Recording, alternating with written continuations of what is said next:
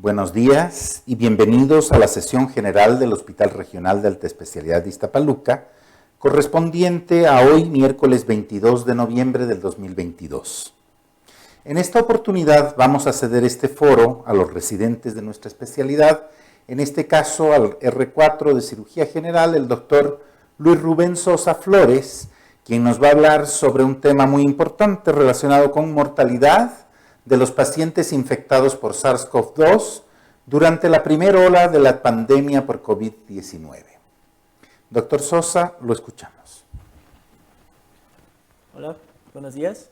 Soy el doctor Luis Rubén Sosa Flores, R4 de Cirugía General del Hospital Regional de Alta Especialidad de Iztapaluca. El tema que vamos a tratar el día de hoy va a ser respecto a la mortalidad de los pacientes infectados por SARS-CoV-2 durante la primera ola de la pandemia por COVID-19. Lo que vamos a abarcar durante esta sesión va a ser el marco teórico, la justificación, un objetivo de este trabajo, las hipótesis, la metodología, los resultados que llegamos con nuestro trabajo y las conclusiones. Como marco teórico, me gustaría recalcar que en diciembre de 2019, el doctor Li Wenliang, un médico chino, oftalmólogo, en medios no oficiales, hizo una serie de publicaciones respecto a 7 pacientes que él atendía en su práctica con síntomas similares al SARS, a la pandemia por SARS. Sin embargo, en ese momento, las autoridades locales le tuvieron que hacer una amonestación por comentarios falsos en internet y además por alterar el orden público, ¿okay? Porque contaron que no había suficiente evidencia para alterar a la población en general.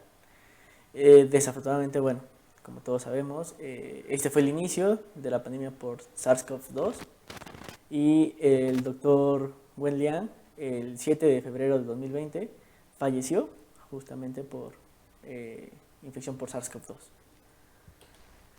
Entonces, en la línea del tiempo, si bien espero no ser repetitivo con respecto a tal vez algunas otras sesiones, en diciembre de 2019 se reporta el primer caso en China.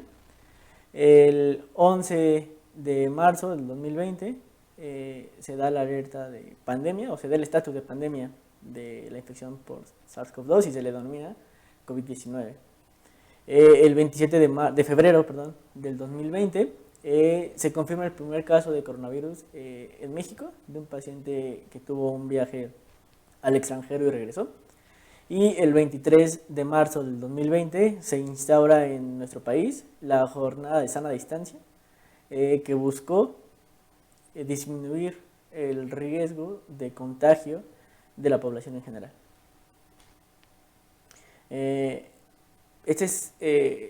Esta tabla, este tablero está sacado justamente de la página del tablero COVID de nuestro país, donde tenemos aproximadamente de un número de positivos estimados de 7.377.435 pacientes, con defunciones estimadas de 343.716. Tenemos actualmente personas con la infección por SARS-CoV-2 activa, aproximadamente 14.230 pacientes. De todo esto, el histórico, tenemos un total de 7.059.936 pacientes confirmados con infección por SARS-CoV-2. Por otro lado, tenemos 10.461.406 pacientes que se descartó la infección por SARS-CoV-2 por diversos medios. Tenemos en pacientes sospechosos 763.910 pacientes y un total de defunciones acumuladas de 329.767 pacientes. No todos son números rojos, tenemos un número nada despreciable de pacientes recuperados después de haber adquirido la infección por SARS-CoV-2 de 6.324.627 pacientes. ¿Okay? Entonces, pues claramente la pandemia nos afectó bastante en nuestro país. Sin embargo, tenemos que recordar que el virus SARS-CoV es un virus de RNA, básicamente Es un virus que con un tamaño de 120 nanómetros. Tiene diversos factores de virulencia, sin embargo, el que particularmente nos hizo demasiado ruido fue la proteína S, que es aquella que es capaz de adherirse a la enzima convertida de angiotensina tipo 2 y con lo cual poder infectar al huésped. Sin embargo, tenemos que entender que este tipo de virus no son mutaciones, sin embargo tenemos ya antecedente, como lo ejemplifico aquí en esta tabla, de diversas infecciones por agentes similares o de la misma familia. Entonces tenemos el HCoV 229E, que en 1936 se encontró que el huésped era el murciélago, y cabe resaltar que todos estos que ejemplifico en la tabla son aquellos que son potencialmente, o que se ha demostrado que tienen la capacidad de infectar humanos. Es decir, existen muchos más CoV, sin embargo, estos que le menciono aquí son aquellos que tienen el potencial de infectar a los humanos. Tenemos el HCoV NL63, que en 2004 también se aisló, cuyo huésped es el murciélago. El HCoV OC43, que en 1967, y se encontró que el huésped es la vaca. El HCoV HKU1, que en 2005 se encontró y se aisló, y el huésped fue el ratón. El SARS-CoV, que es el responsable de la pandemia en 2003, cuyo huésped igualmente fue el murciélago. El MERS-CoV, igualmente, nos arrojó bastante problemas en el 2012, cuyo huésped fue el murciélago y el camello. Y el último en afectarnos era el SARS-CoV-2 en 2019-2020, cuyo huésped nuevamente es el murciélago. Entonces, pues no son virus nuevos, mutan, como ya sabemos. Entonces, es importante tener eso en cuenta. Una vez que el virus entra en el huésped, no ahondaré mucho en el tema, sin embargo, nuestro organismo monta una respuesta dependiente del interferón, y el interferón va a activar a los linfocitos T, CD4 positivos, y ellos a su vez, que son los helper, van a poder estimular la formación de linfocitos B, y además estimular la activación de linfocitos T CD8 positivo. ¿Okay? Si bien la infección por SARS-CoV-2, como muy seguramente ya es sabido por bastantes personas, es una infección principalmente respiratoria.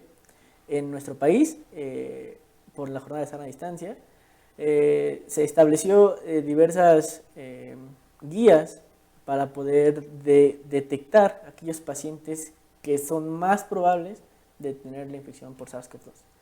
Entonces, un caso probable se definió como aquel paciente que tuviera tos o disnea o fiebre o cefalea, y se agregara alguno de estos: artralgias, mialgias, faringodinia, escalofríos, rinorrea o anosmia e hipogeusia.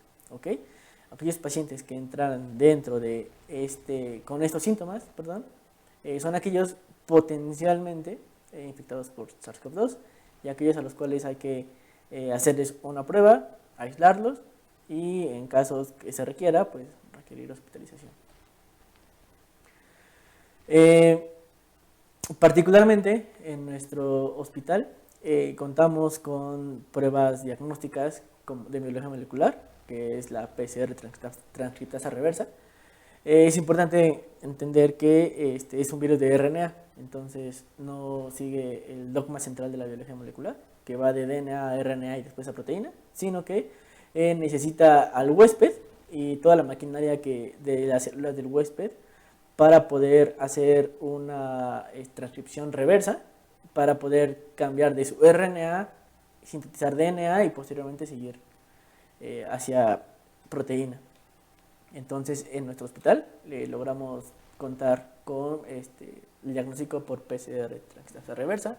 Además, teníamos la prueba de antígeno, una prueba rápida. Y durante el desarrollo de diversas herramientas para poder diagnosticar y poder detectar tempranamente a los pacientes, la sociedad holandesa publicó un estudio donde veían la utilidad de la tomografía, según los hallazgos que en ese artículo se publicaron, para poder determinar si aquellos pacientes con síntomas y con dichos hallazgos en la tomografía tenían alta sospecha de tener la infección por COVID-19. Entonces se puntuó del 0 al 6, donde el 0 es con un nivel de sospecha no interpretable porque técnicamente no hay suficiente información para poder otorgar una puntuación. CORATS 1 es un nivel de sospecha muy bajo, es decir, los hallazgos pueden ser normales o cualquier otra patología que no sea infecciosa. El CORATS 2 nos confiere un nivel de sospecha bajo, cuyos hallazgos son típicos de otra infección, más no de COVID-19. El CORATS 3 es un nivel de sospecha indeterminado, lo que significa que tiene características que pueden ser compatibles con COVID-19, sin embargo, hay diversas etiologías que pudieran también tener este tipo de hallazgos y no precisamente va a ser COVID-19. El CORATS 4 tiene un nivel de sospecha alto, cuyos hallazgos son sospechosos por COVID-19. El CORATS 5 tiene un nivel de sospecha muy alto, cuyos hallazgos son típicos de una infección por COVID-19. Y el CORATS 6 son aquellos que tienen ya un caso confirmado por PCR para COVID-19. Cabe resaltar que en nuestro hospital, durante la primera ola de la pandemia, utilizamos la tomografía como método de screening, es decir, pacientes que clínicamente tuvieran los síntomas típicos de COVID-19 y que acudieran a nuestra unidad hospitalaria, se les realizaba una prueba de tomografía. El servicio de imagenología le asignaba una puntuación y un CORATS, y a partir del CORATS 3, es decir, de un nivel de sospecha indeterminado con características compatibles con COVID-19, se les hacía la prueba confirmatoria por medio de PCR transcriptasa reversa. Sin embargo, conforme fue avanzando el conocimiento de esta nueva entidad, se intentó dilucidar qué otros hallazgos, qué otros marcadores pudieran orientarnos hacia la severidad, es decir, tal vez no todos los pacientes van a tener un cuadro de COVID severo, sin embargo, ¿qué son aquellos valores de laboratorio que nos puedan orientar a decidir o a tener mayor cuidado en los pacientes? Si saben cuánto se encontró, que era la linfopenia, la trombocitopenia, valor de fibrinógeno alto, valor de procalcitonina alto y valor de proteína C reactiva altos, se asociaron a la severidad. También cabe resaltar que, como les mencioné, la infección por COVID-19 es una infección típicamente respiratoria. Lo más importante de esto es que por la fisiopatología del COVID-19 puede desencadenar un síndrome de insuficiencia respiratoria aguda, el cual se va a clasificar entre grados leve, moderado y severo, según la relación de la presión arterial de oxígeno y la presión inspiratoria de oxígeno. Esto es importante porque conforme disminuye esta relación, la insuficiencia respiratoria es más grave y por lo tanto pues tiene mayor riesgo de mortalidad únicamente por el SIRA. Ahora bien, en esta gráfica, tal vez sea el artículo de los artículos más relevantes para los servicios quirúrgicos.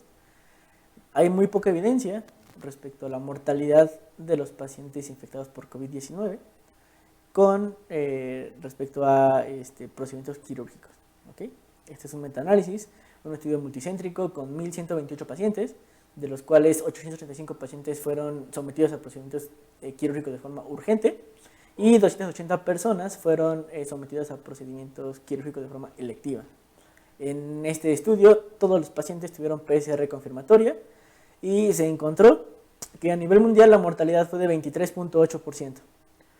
La mortalidad se asoció principalmente a pacientes del sexo masculino, que está ejemplificado aquí, a pacientes de edad avanzada, mayor a 70 años, que está aquí, pacientes con un ASA de 3 a 5, y obviamente que tuvieran una urgencia, es decir, pacientes con cirugía electiva. Realmente pareciera que no influía en la mortalidad, sin embargo, aquellos pacientes que tenían o que eran sometidos a procedimientos quirúrgicos de forma urgente tenían mayor mortalidad. Y no solo eso, sino también hicieron un subanálisis respecto a si la cirugía era por algún trauma, por o por alguna neoplasia, ¿okay? Donde se encontró también que pacientes que eran sometidos a cirugías por enfermedades oncológicas aumentaba también la mortalidad, ¿okay? Todos estos con una P significativa. En México, diversas sociedades dieron recomendaciones para disminuir el contagio y favorecer el cuidado del personal de salud. ¿Okay? Entonces, en las recomendaciones de nuestro país, básicamente consistió en diferir aquellos procedimientos selectivos, se canceló la consulta externa y siempre usar equipo de protección personal. Durante quirófano se usó obviamente el equipo de protección personal siempre. Se recomendó que sea el mínimo de personas necesarias o solo las indispensables para el procedimiento quirúrgico. Hubo mucha controversia respecto a si la cirugía de forma laparoscópica o si la cirugía de forma abierta confería o no mayor riesgo para infección del personal de salud. Eso es importante. No hay, y hasta la fecha no hay un consenso sobre si se prefiere o no la cirugía laparoscópica o la cirugía abierta. La literatura tiene resultados que no siempre son los mismos, pero lo que todo el mundo, o lo que se recomienda es que sea la decisión del cirujano quien decida si se hace por forma laparoscópica o no, particularmente por el riesgo-beneficio de la cirugía. Es decir, si el paciente se va a beneficiar mucho más por un procedimiento mínimamente invasivo respecto al riesgo de una infección para el personal de salud, se realizaría de forma laparoscópica. Si el riesgo no, perdón, si el beneficio no lo justifica o no es mayor que el riesgo, pues se preferiría cirugía abierta. Sin embargo, independientemente de si es cirugía laparoscópica o cirugía abierta, se recomendó instaurar métodos de una especie de circuito cerrado. ¿Qué es esto? Si es cirugía laparoscópica, nosotros usamos trócares, donde el neumoperitoneo, que es el que insuflamos, va directamente dirigido por una válvula de salida y en un circuito donde ese aire no tiene contacto con el personal de salud. ¿Okay? Entonces, en caso de que se requiriera, como fue en nuestro hospital, de procedimiento de forma laparoscópica, se usó siempre un circuito cerrado. ¿Okay? Contrario a la cirugía abierta, donde lo que hacíamos para disminuir el riesgo de infección o el riesgo de generar aerosoles fue disminuir al mínimo el uso del electrocauterio. ¿Okay? Todo lo hacíamos con bisturí frío. Sin embargo, obviamente, la ventaja del electrocauterio es que nos permite cauterizar y disminuir el riesgo de hemorragia o parar la hemorragia durante cualquier procedimiento. Entonces, es un poco complicado en cirugías de urgencia, pues operar sin electrocauterio. La justificación de este trabajo es que la pandemia causada por la infección por SARS-CoV-2 representa un reto a nivel mundial. Sin embargo, gracias a los grandes avances tecnológicos, se logró montar una respuesta ante estos desafíos. ¿Okay? Sin embargo, tenemos que tener muy en cuenta que SARS-CoV-2 dista mucho de estar erradicado. ¿Cuántas olas no hemos tenido? Por lo que debemos entender que formará parte de nuestro quehacer médico. Por lo que caracterizar mejor a los pacientes tal vez nos pudiera ayudar a mejorar aquellas conductas terapéuticas en beneficio de los pacientes, disminuyendo y saber realmente el impacto de la mortalidad, particularmente en aquellos pacientes que son sometidos a procedimientos quirúrgicos. El objetivo principal de este estudio fue conocer la mortalidad de los pacientes infectados por SARS-CoV-2 sometidos a procedimientos quirúrgicos de forma urgente durante la primera ola de la pandemia por COVID-19 en nuestro hospital. Como otros objetivos particulares, fue saber si existe relación entre la mortalidad y el tipo de procedimiento quirúrgico, saber si hay relación entre el puntaje de Corrat y la mortalidad de los pacientes, saber si existe relación entre el grado de dificultad respiratoria y la mortalidad, como en el artículo que les mencioné, saber si en nuestros pacientes había relación entre la mortalidad y los valores de reactancia de fase aguda, conocer si existe relación o no entre la mortalidad y la edad de los pacientes y entre la mortalidad y el sexo de los pacientes. Por lo tanto, se establecieron dos hipótesis. La hipótesis nula es que la infección por SARS-CoV-2 no se relaciona con la mortalidad en aquellos pacientes, y la hipótesis alterna es que la infección por SARS-CoV-2 sí se relaciona con la mortalidad en aquellos pacientes sometidos a procedimientos quirúrgicos de forma urgente. Nosotros hicimos un seguimiento de los pacientes, recolectamos toda la información del expediente clínico electrónico. Obviamente, como requeríamos tener valores del laboratorio y ciertos datos del expediente, aquellos pacientes que no contaran o que no cumplieran con todos los puntos que nosotros buscamos fueron excluidos. Por lo tanto, este es un estudio que únicamente se usaron 38 pacientes. El análisis estadístico se realizó por SPSS.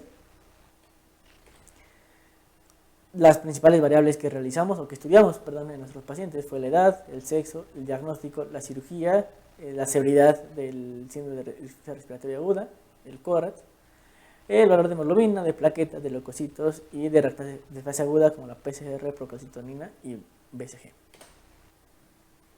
Entonces, en ese estudio encontramos que de los 38 pacientes que analizamos, 20 de ellos fueron hombres y 18 mujeres. Es decir, la relación fue prácticamente 1 a 1, con un 52% por hombres y un 47% por las mujeres. La edad, tuvimos un mínimo de 16 años y un máximo de 83 años. Cabe resaltar que obviamente nuestros pacientes son adultos, o bueno, pocas veces operamos con COVID-19 a los pacientes pediátricos. ¿Okay? Los diagnósticos, ¿cuáles fueron los principales diagnósticos que encontramos en nuestros pacientes? Repito, durante la primera ola de la pandemia, infección por tejidos blandos, un absceso, fueron 6 pacientes que nos da un 15%. Datos de abdomen agudo, independientemente de la causa, fueron 16 pacientes, que son la gran mayoría, el 42%. Datos de obstrucción intestinal, 2 pacientes. Encefalopatía hipóxico-isquémica, 2 pacientes. Pacientes con neumotórax, 1 paciente. Con colicitis aguda, 3 pacientes. Insuficiencia arterial aguda, 2 pacientes. Con intubación prolongada, 1. Y con neumotórax, 5. Este fue el total de nuestros pacientes que cumplieron los criterios de inclusión y que se analizaron durante la primera ola de la pandemia. ¿Cuáles fueron los procedimientos que se realizaron? Bueno, pues obviamente si les comenté que el abdomen agudo fue la principal causa de diagnóstico hasta ingreso, obviamente la laparotomía exploradora claramente fue la principal cirugía que realizamos durante la pandemia, seguido de un lavado quirúrgico, de colocación de sondas cerebrales y de la colisectomía laparoscópica.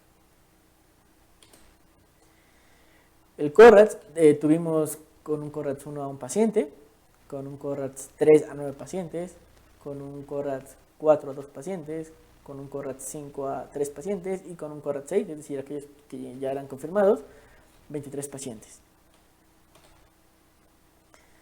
Ahora bien, aquellos pacientes que fueron catalogados con insuficiencia respiratoria leve fueron 8 pacientes, que nos da un 21% de los 38 pacientes que analizamos. Una insuficiencia respiratoria moderada fueron 10 pacientes, que son un 26%, y una insuficiencia respiratoria severa fueron 20 pacientes, que nos da básicamente el 50% de todos nuestros pacientes. Lo importante, la defunción, de los 38 pacientes que operamos, que cumplieron los criterios de inclusión, 28 pacientes no fallecieron y 10 pacientes desafortunadamente fallecieron, lo cual nos da una mortalidad del 26%. ¿Okay? Ahora bien, analizamos lo que les comentábamos, los valores de la biometría hemática, los leucocitos, la hemoglobina, el hematocrito, las plaquetas, con una media de leucocitos de 12.000, de hemoglobina de 11, un hematocrito de 33 y unas plaquetas de 310.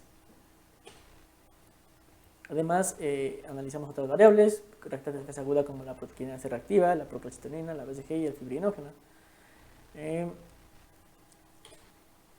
Además, analizamos valores de glucosa, creatinina y electrolitos. Tiempos de coagulación, obviamente todos nuestros pacientes requerían esto para entrar a quirófano. TP, TTPA y el INR. Y bueno, se analizó y entonces intentamos saber si existía o no alguna relación en esta diapositiva les ejemplifico si hay relación o la comparación que hicimos entre aquellos pacientes infectados por SARS-CoV-2 y la defunción. Es decir, que en nuestro estudio realmente no encontramos que hubiera alguna correlación, o no está relacionado al menos, seguramente por el tamaño de muestra, y porque todos nuestros pacientes tenían resultado positivo para COVID-19, si tenían relación con la defunción. El diagnóstico. Quisimos saber si nuestros pacientes, si algún diagnóstico tenía mayor o estaba ligado a la mortalidad.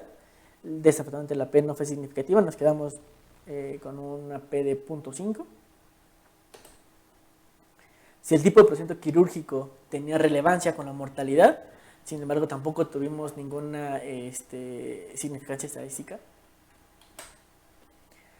Como el artículo que les mencioné, saber si el sexo tenía relación o no con la mortalidad, en nuestros pacientes no hubo ninguna relación.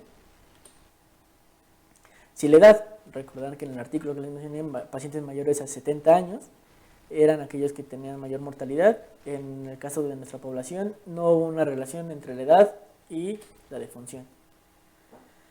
El nivel puntaje de Conrad por tomografía y las defunciones tampoco tuvimos una significancia estadística. El nivel de insuficiencia respiratoria y la defunción, en este sí tuvimos significancia estadística, con una P significativa, una P de 0.02, es decir, a mayor dificultad respiratoria, mayor mortalidad. Quisimos saber si se correlacionaba, al menos en nuestros pacientes, el puntaje Conrad con la severidad de la insuficiencia respiratoria y no encontramos una significancia estadística. Saber si los valores de leucocitos se relacionaron o no con la defunción, tampoco encontramos alguna significancia. Si el valor de la proteína C reactiva se asociaba o no con la defunción, tampoco. Si el valor de BSG también tenía alguna relación y tampoco encontramos significancia estadística. Y el valor de procalcitonina, tampoco tuvimos una P significativa para saber si existía una correlación entre el valor de procalcitonina y de defunción. Por lo tanto, solamente para recapitular los hallazgos relevantes de nuestro trabajo, tuvimos un total de 38 pacientes, 52% hombres, 47% mujeres. La edad media fue de 44 años. El principal diagnóstico por el cual ingresaron nuestros pacientes a cirugía fue el abdomen agudo. Por lo tanto, la principal cirugía que se realizó fue la laparotomía exploradora. La mortalidad de nuestros pacientes fue del 26.3%. Y el hallazgo significativo que encontramos fue que el nivel de dificultad respiratoria se correlacionaba con la defunción de nuestros pacientes. Por lo tanto, podemos concluir que la mortalidad en aquellos pacientes infectados por SARS-CoV-2 sometidos a procedimientos quirúrgicos de forma urgente fue del 26.3%, lo cual concuerda con la literatura reportada a nivel mundial. No se logró demostrar alguna otra asociación más que el grado de dificultad respiratoria con la defunción de nuestros pacientes. Por lo anterior, parece que el tipo de procedimiento quirúrgico y el diagnóstico no influyen en la mortalidad, es decir, desafortunadamente los pacientes van a tener el mismo desenlace, sea cual sea el diagnóstico, sea cual sea la cirugía. Sin embargo, en los pacientes con infección con SARS-CoV-2 tendría que tener mucho mayor cuidado en detectar cuáles son aquellos pacientes que tienen dificultad respiratoria. Por lo tanto, pareciera que la mortalidad se debe más a la hipoxia que por la infección por SARS-CoV-2 presente en el paciente que por los procedimientos quirúrgicos a los cuales fueron realizados. Y eso sería todo por el momento. Esta es la bibliografía que se consultó para nuestro trabajo. Muchas gracias.